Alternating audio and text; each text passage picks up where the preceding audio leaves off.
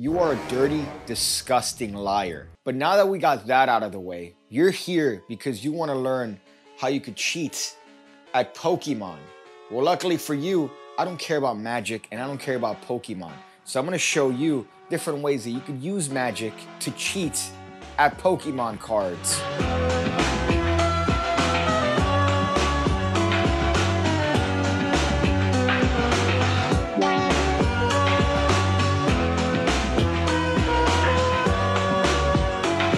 Now, ordinarily, I would have some sort of disclaimer at this point saying, hey, these techniques are to be used at your own discretion.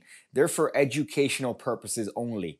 Whatever damage that may happen to you on behalf of using these techniques is at no liability to me, the shower of these many techniques. However, let's be honest, if you do get caught cheating at Pokemon, what's the worst that's gonna happen? You're gonna get blackballed by a bunch of virgins? That's okay to me. Oh, Brendan.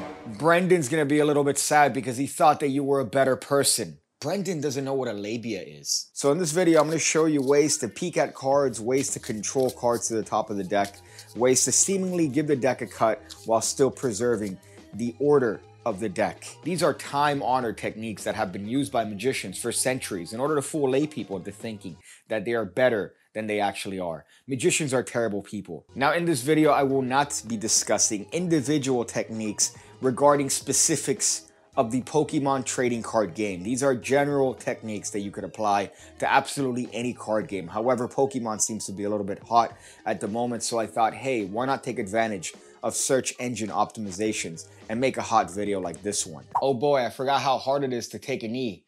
It's almost like it's been 5 years since I've taken any sort of knees.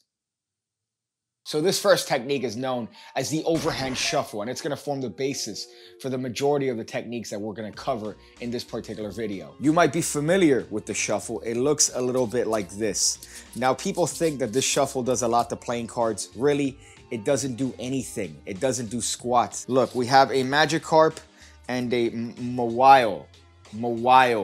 I'm going to put these in a deck, and I'm going to overhand shuffle these cards. And you're going to see that even after 3 overhand shuffles, we still are going to have the Magikarp next to Mawile. Let's go through this, and you're going to see that the shuffle doesn't do shite. People think it does something because they're uneducated. So we have, towards the fucking back, Mawile and Magikarp still together. So this is a very simple shuffle. All you're doing is holding the cards in the right hand. Your dirty, disgusting left hand comes in, and you're just going to take clumps of cards with your left thumb as you put them in your left hand. That's all you're doing here. Now, if you notice, this is actually going to lead us into the first technique, which is the peek and control. So as I'm shuffling cards, I could just very casually square the cards up in my hand like this. As I do that, what am I doing? I'm taking a peek at the bottom card. So right now I see that there's a Hitmonchan there. Now, I don't need to do this in a way that's obvious to anybody looking, including Ray Charles, even though he's black. I'm just doing this casually as I square up the cards and continue the shuffle. Now, if you notice, an overhand shuffle keeps the bottom card on the bottom. As I'm shuffling these cards, that card stays the same. That Hitmonchan is still on the bottom, boys.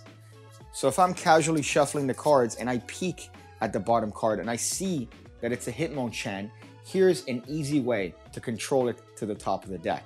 All I'm going to do is continue my overhand shuffle.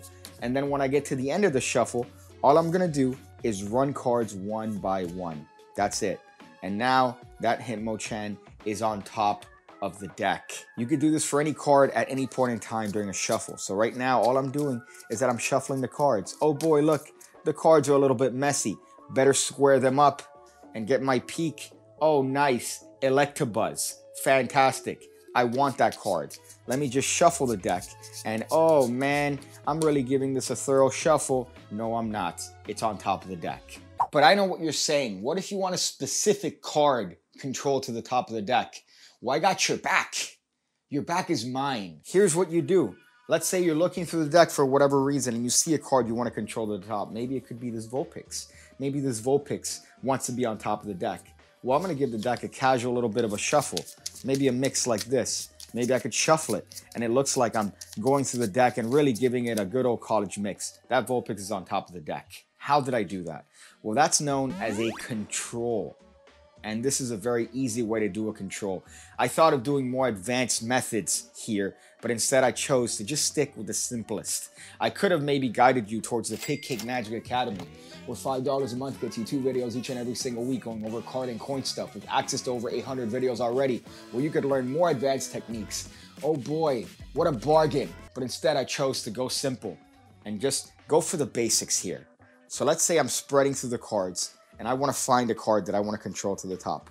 There are many instances where you are allowed to spread the cards, or maybe I'm spreading through the cards before the game starts just to make sure that all the cards are in order, or maybe I'm not missing any certain cards that are going to aid me in destroying the virgin that I'm up against. Well, that's fine. I'm just going to spread through the cards, and let's see I want to control this Hitmonchan to the top. Well, as I square up the deck, all I'm going to do is put my pinky to separate the Hitmonchan from the rest of the deck. So you see right now I have the lower half of the deck. I have a break created by my pinky. And now I have the upper half of the deck. This is known as the pinky break. So if I lift up all the cards above the break, the first card here is going to be that Hitmonchan. So right now this is being done by the flesh of the pinky. I don't want to see pinkies in there, boys. If I see pinkies in there, well, I'm going to put a pinky inside of you. So at this point, all I'm going to do is I'm going to come in with my dirty, disgusting right hand, and I'm going to transfer that break now to a thumb break. I'm not really doing much. It sounds fancy, but all I'm going to do here is just come in and just hold the break with my thumb. That's all I'm doing. It seems like it's complicated, but all I have to do is just hold it and the break is automatic. Now, when I turn to do an overhand shuffle, look what's going to happen. I could shuffle these cards, but keep my break.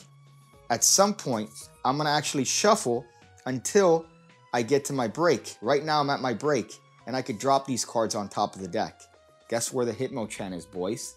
But I'm not going to stop there. I'm going to keep shuffling. So now, I'm going to take that single card and bring it to the bottom of the deck as I keep shuffling cards on top of it. That Hitmonchan is now on the bottom, boys. So to get it to the top, all we need to do is the exact same technique that I showed you earlier. Oh boy, look at that. We got that Hitmonchan on top. So at speed, the move just looks like this, right? Oh man, let me make sure that all my cards are here. Yeah, I really feel like this is going to be a great game, man. Dude, how long have you been playing Pokemon? Yeah, I've been playing Pokemon all my life. I really enjoy Pokemon because it gets me to think of other things apart from my father beating me with a belt.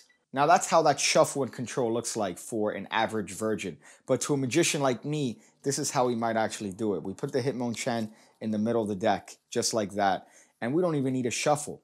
We don't even need a shuffle. Watch, look, I'm going to show you the moment I control that card to the top of the deck. There, did it. It's on top. No effort, no work, no shuffling. In order to acquire that technique, you need to have years of virginity and also forget the shape of a woman's vagina.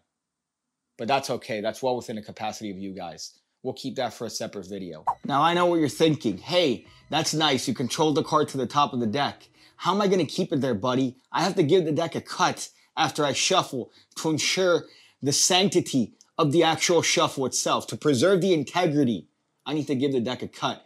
Well, here, my friends, is something known as the false cut. Oh boy, I really wish I had a Magikarp. I really wish I had a Magikarp, but unfortunately, after a shuffle and a cut, that's almost impossible, said no one ever. So the last technique that I showed there is known as a false cut, and it's a simple thing to do. You have the deck in your left hand. All I'm gonna do is use my dirty, disgusting right fingers to grab the bottom half of the deck. I'm not grabbing the top half of the deck. That would make it a real cut. I'm gonna grab the lower half of the deck like this. I'm gonna use that lower half to tap against this half, which is going to square it up and also provide a little bit of misdirection needed in order for the person to think that this is the top half, and I'm going to drop it on the table. And then usually I would just grab this over here and place it on top, and that completes the false cut. However, we could add another layer of deception here by giving a little bit of a hot twist. So here, look, watch. Tapping the back. All I'm going to do is, instead of grabbing it from this side, I'm going to grab it from this side. I'm sure you're familiar with this particular grip. It makes it feel like somebody else is doing it.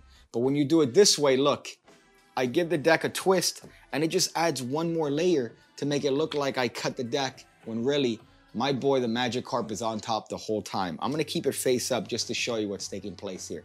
Watch, look. That's it. That's all that's taking place, and it looks like I cut the deck. Another simple technique, man, yeah, I really love these games. These are really amazing games that distract me from the fact that my uncle takes me to the game closet every once in a while and shows me who's daddy. And that's all it takes to keep that card on top of the deck. So that's a simple one.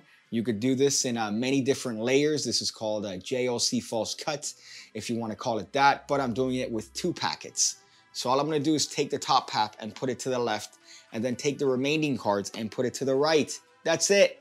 Now I just take this half and put it on top of this half. It looks like I cut the deck, but I didn't do cheese whiz. I didn't do cheese whiz, boys. Those techniques are easy. Magicians make it seem like we're really doing and employing complicated sleight of hand, but that's because we're trying to get attention. We're attention whores. We're trying to stay in the focus fucking box of this stupid fucking camera. Much better. Please practice before using these techniques. One thing I hate is seeing sloppy handiwork. Anytime I show techniques like this to lay people and they're squeezing the cards and they're clumping them together, you don't need any of that. A delicate touch is all you need. I'm sure you're incapable of that because your father was never around in your life, but it's time to learn to have a delicate touch. And maybe that could one day have you see the golden pussy. So that's it for this video. Thank you guys for watching. I hope this video was paramount in your acquiring of more W's when playing Pokemon. I'm gonna go figure out different ways to use card sleeves. Also, by the way, I've been unpacking cards on my other channel, Pigcake Plus. I've been unboxing, unpacking. I've been taking out cards from the wrappers. So if you want to see me do that, I'm going to leave the link in the description below to my Pigcake Plus channel that most people don't think I have. They didn't know I had one. So there you go. A little bit of a hot tidbit there. Now back to creepy staring.